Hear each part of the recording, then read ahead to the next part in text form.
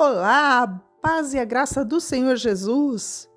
Na leitura passada, Davi foi informado da morte de Saul e fez um cântico para Saul e Jonatas. Depois de consultar ao Senhor, ele foi ungido rei de Judá, mas Isbosete, filho de Saul, foi proclamado rei de Israel. Agora, no capítulo 2 e no verso 12, está escrito assim: Certo dia, Abner, filho de Ner, conduziu as tropas de Isbosete, filho de Saul, de Manaim para Gibeon. Ao mesmo tempo, Joabe, filho de Zeruia, saiu com as tropas de Davi e foi ao encontro deles na represa de Gibeon, onde os dois exércitos ficaram frente a frente, posicionando-se em lados opostos da represa.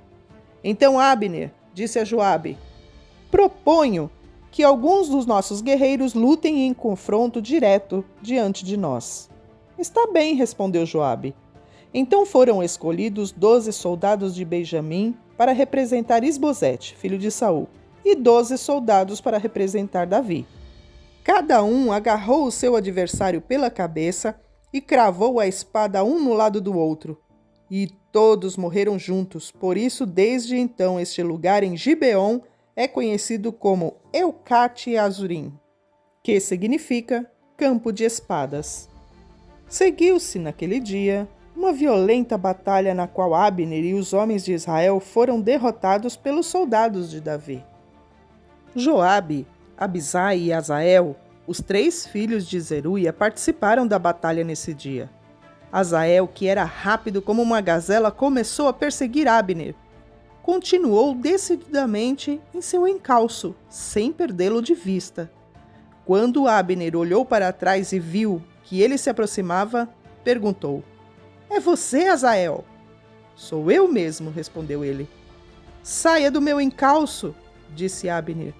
Enfrente um dos soldados mais jovens e tome as suas armas. Mas Azael continuou a persegui-lo. Mais uma vez, Abner o advertiu: Pare de me perseguir! Não quero matá-lo! Como poderia encarar o seu irmão Joabe? Azael, porém, se recusou a dar meia volta e Abner lhe cravou no estômago a parte de trás da lança, que saiu pelas costas. Azael caiu morto no chão e todos que passavam por ali paravam ao ver Azael caído e morto. Então, Joabe e Abisai saíram em perseguição a Abner. O sol já estava se pondo quando chegaram ao monte Amá, perto de Gia, no caminho para o deserto de Gibeon. Os soldados de Abner, da tribo de Benjamim, se reuniram no alto do monte para resistir ao ataque. Então Abner gritou para Joabe: Será que não há como evitar matarmos uns aos outros? Não vê que isso só resultará em amargura? Quando você vai ordenar que os seus homens parem de perseguir seus irmãos israelitas? Joabe respondeu: Só Deus sabe o que teria acontecido se você não tivesse falado, pois se fosse preciso, nós os teríamos perseguido a noite toda. Então Joabe tocou a trombeta e seus homens pararam de perseguir os soldados de Israel e a batalha cessou. Durante toda aquela noite, Abner e os seus homens recuaram pelo vale do Jordão, atravessaram o rio, marcharam na manhã inteira e só pararam quando chegaram a Manaim. Enquanto isso, Joabe e os seus homens também voltaram da perseguição a Abner. Quando Joabe fez a contagem, viu que faltavam apenas 19 homens, além de Azael. Os soldados de Davi, por sua vez, haviam matado 360 homens da tribo de Benjamim e dos demais soldados de Abner. Joabe e os seus homens levavam o corpo de Azael para Belém e o sepultaram no túmulo do seu pai. Então caminharam a noite toda e chegaram a Hebrom ao entardecer. Assim começou uma longa guerra entre a família de Saul e a família de Davi. Uma pausa para a nossa meditação. Ao ler esse trecho da história, nós podemos pensar: qual a finalidade disso? Por que eu preciso saber desses acontecimentos? Uma batalha aparentemente sem sentido que começou com uma proposta entre os 2 comandantes. Um disse ao outro: Proponho que alguns dos nossos guerreiros lutem em confronto direto diante de nós. Realmente, parece sem sentido, cansativo, mas se vier a pergunta, por que que houve uma longa guerra entre a família de Saul e a família de Davi? Então, nós não estamos estudando, conhecendo a história do rei Davi? Isso faz parte da história dele.